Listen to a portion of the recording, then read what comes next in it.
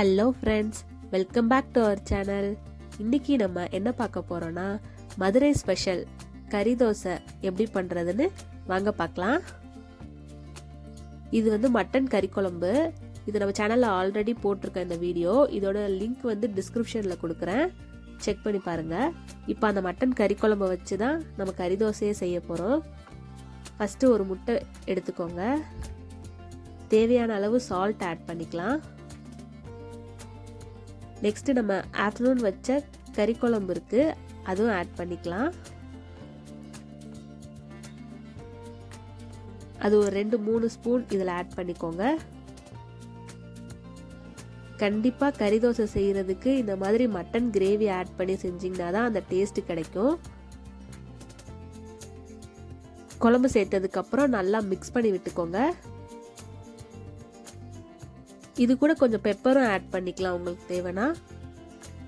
நல்லா பீட் பண்ணி எடுத்துக்கோங்க, எல்லாம் நல்லா மிக்ஸ் ஆகிற அளவுக்கு.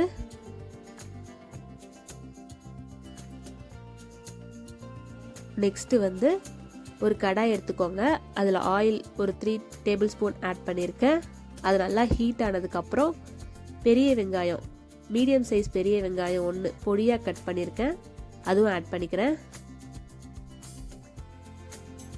இப்போ நான் செய்கிறது வந்து 2 கறி தோசை வரும், அந்த அளவுக்கு செய்கிறேன்.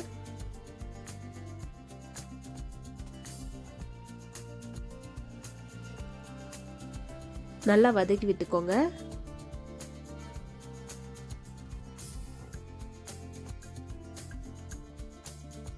நெக்ஸ்ட்டு இது கூட கொஞ்சம் கருவேப்பிலை, இஞ்சி பூண்டு பேஸ்ட்டும் போட்டு நல்லா வதக்கி விட்டுக்கோங்க எண்ணெயிலேயே.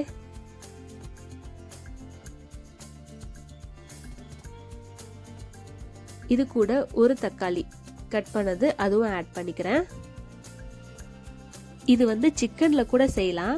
இப்போ ஆஃப்டர்நூனுக்கு நீங்கள் லஞ்சுக்கு வந்து மட்டன் கறி குழம்போ சிக்கன் குழம்போ வச்சிங்கன்னா கண்டிப்பாக டின்னருக்கு இது ட்ரை பண்ணி பாருங்கள். ரொம்ப சூப்பராக இருக்கும். ரொம்ப சிம்பிள், ஒரு 1/2 ஹவரில் செஞ்சிடலாம். இனி கறி தோசை சாப்பிட்ணுன்றதுக்காக மதுரை வரைக்கும் போகாமல் நம்ம வீட்லேயே 1/2 ஹவரில் செஞ்சிடலாம். கொஞ்சமாக சால்ட் ஆட் பண்ணி மிக்ஸ் பண்ணி விட்டுக்கலாம். நீங்கள் கறி குழம்பு வைக்கல அப்படின்னா இதே ப்ராசஸை சேம் குக்கரில் கூட வச்சு கொத்துக்கறி வாங்கி செய்யலாம். இப்போ நான் என்ன பண்ணியிருக்கேன்னா, நம்ம குழம்புல இருக்க மட்டன் பீஸ் எடுத்து எலும்பு இல்லாமல் பீஸை மட்டும் தனியாக எடுத்து சின்ன சின்னதாக கட் பண்ணி ஆட் பண்ணிக்கிறேன். இதே நீங்கள் குக்கரில் பண்ணுறீங்கன்னா சேம் இதே மாதிரி பண்ணிவிட்டு ஃப்ரெஷ்ஷான கொத்துக்கறி ஆட் பண்ணி 2-3 விசில் வச்சு சேம் கிரேவி பண்ணலாம். நெக்ஸ்ட்டு இது கூட மிளகாத்தூள் 1 spoon, garam masala 1 spoon add பண்ணிக்கிறேன்.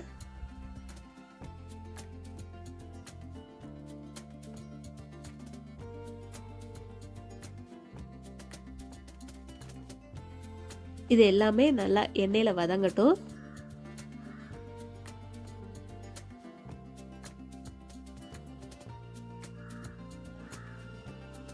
லைட்டாக கொத்தி விட்டுக்கோங்க, அந்த மசாலா எல்லாம் நல்லா மிக்ஸ் ஆகட்டும்.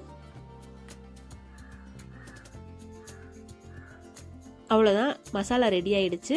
நெக்ஸ்ட் இப்போ தோசை ஊற்றிக்கலாம். தோசை வந்து ரொம்ப திக்காக இருக்க வேண்டாம், ரொம்ப மெலிசாவும் ஊற்ற வேண்டாம். இந்த மாதிரி இந்த அளவுக்கு ஊற்றினா போதும்.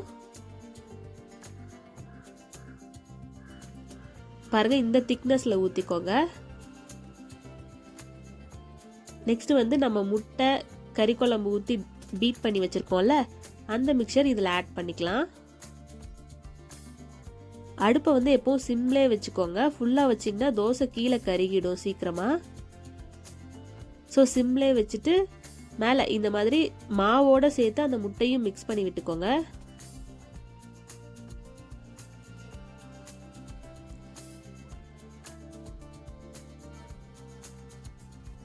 தோசை வேகிறதுக்குள்ள இதெல்லாமே செஞ்சிடணும்.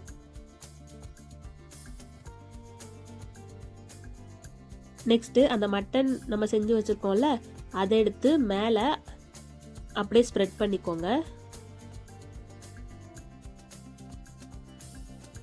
எல்லா சைடும் பண்ணுற மாதிரி நல்லா ஸ்ப்ரெட் பண்ணி விட்டுக்கோங்க.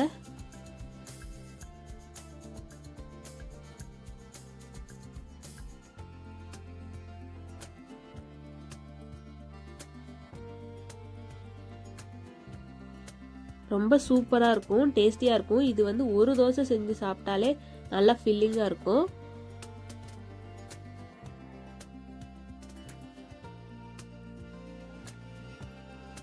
கண்டிப்பாக இது ட்ரை பண்ணி பாருங்க.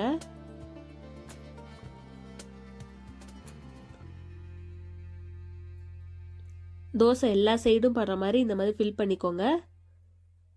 நெக்ஸ்ட் ஆயில் நல்லா எல்லா சைடும் ஸ்ப்ரெட் பண்ணி விட்டுக்கோங்க.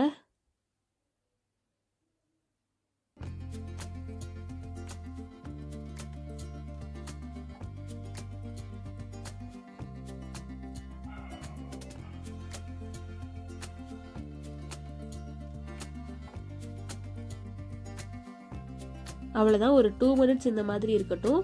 கீழே வெந்துருச்சான்னு பார்த்துக்கோங்க. வெந்துருச்சுன்னா திருப்பி போட்டுடலாம். கொஞ்ச நாளா வெந்ததுக்கு அப்புறம் திருப்பி போடுங்க, இல்லைன்னா வந்து தோசை பிஞ்சிடும்.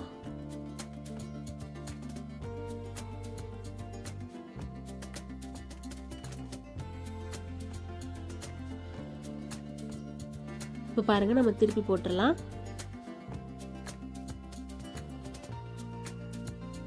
அவ்வளோதான், அந்த சைடு ஒரு 2-3 மினிட்ஸ் அந்த மாதிரி வச்சிட்டோன்னா நம்ம சூப்பரான மதுரை கறி தோசை வந்து ரெடி ஆயிடுச்சு. மேலே லைட்டாக கொத்தமல்லி இலை போட்டுக்கலாம்.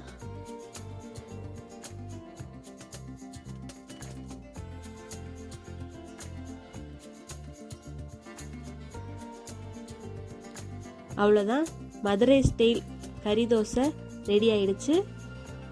இதுக்கு வந்து சைட் டிஷ் எதுவுமே தேவையில்ல, அப்படியே சாப்பிடலாம். வேணும்னா நீங்கள் மட்டன் கிரேவி இருக்குல்ல, அது சைட் டிஷ்ஷாக வச்சு சாப்பிடலாம்.